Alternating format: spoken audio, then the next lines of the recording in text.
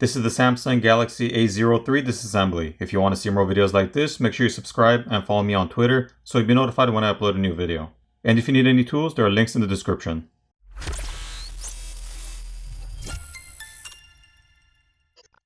As always, the SIM tray needs to be removed first. Next, we need to place a plastic pry tool in between the back housing and the frame of the screen and run along the edges to pop off the catches.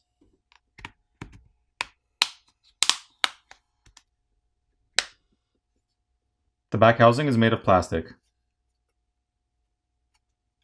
The glass camera lens covers are held down with some adhesive, so if you wanted to replace those, you would have to apply heat and gently pry them off. On the inside, there's some graphite film to help transfer heat, and there's an antenna flex cable on the top and bottom. Now there are 18 Phillips screws that need to be removed. The top plastic cover can now be lifted up and removed. Here's a better look at that. Now that we have access to the battery cable, we're going to disconnect that first. Once the battery cable is disconnected, we can proceed to disconnect the rest of the flex cables. There's a coaxial cable on the bottom right side of the board that needs to be disconnected by popping it off. There's also protective tape over the front-facing camera connector that needs to be peeled off so we can disconnect and remove it.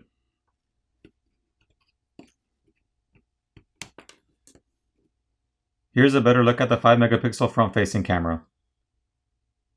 Now the main board can be lifted up and removed.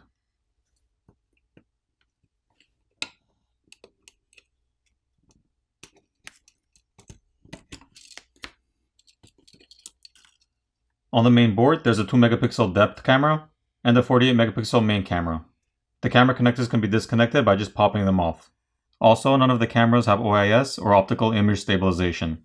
The LED flash is located next to the depth camera, and above that is a secondary microphone. The SIM card and memory card reader is located on the back.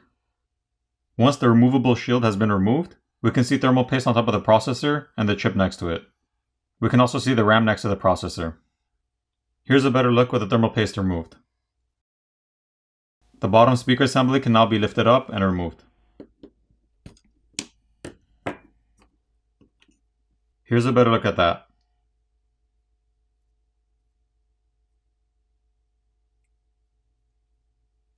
The flex cable connecting the subboard to the main board, as well as the other end of the coaxial cable, need to be disconnected from the subboard. There are two plastic catches on either side of the subboard holding it down, so we'll need to gently bypass them to remove the subboard.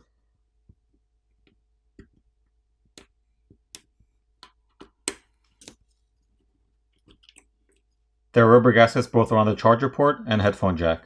The primary microphone is located in the center. Here's a look at the back side of the subboard. If you needed to replace the screen, you would have to remove the back housing, as well as the screws on the top cover and bottom cover, and remove those. You would then have to disconnect the flex cable for the screen and subboard, as well as the other end of the flex cable which connects to the subboard, and the coaxial cable, and then you'd be able to remove the subboard. At that point, you'd heat up the front of the phone where the screen is, so you can loosen up the adhesive underneath. You'd pry your old screen off, apply new adhesive, and reapply your new screen, making sure you run the flex cables through the openings in the mid-frame, and then you'd reassemble the phone. In order to remove the battery, there are no pull tabs provided, so we're going to have to apply some isopropyl alcohol around the edges of the battery and let it sit there for about 30 seconds, so it eats away at the adhesive underneath, making it easier to pry it off.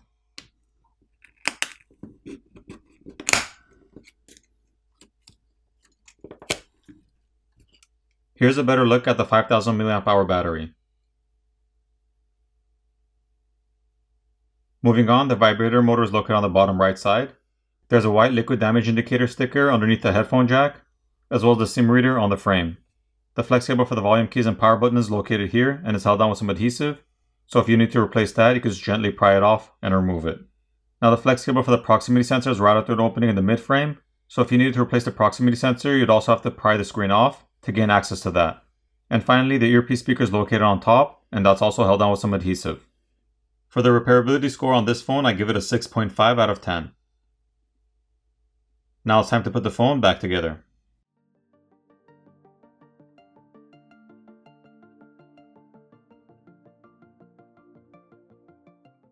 Once everything's back in place, flip over the phone, power it on, and you're done. I hope you enjoyed this video, and I'll see you in the next one.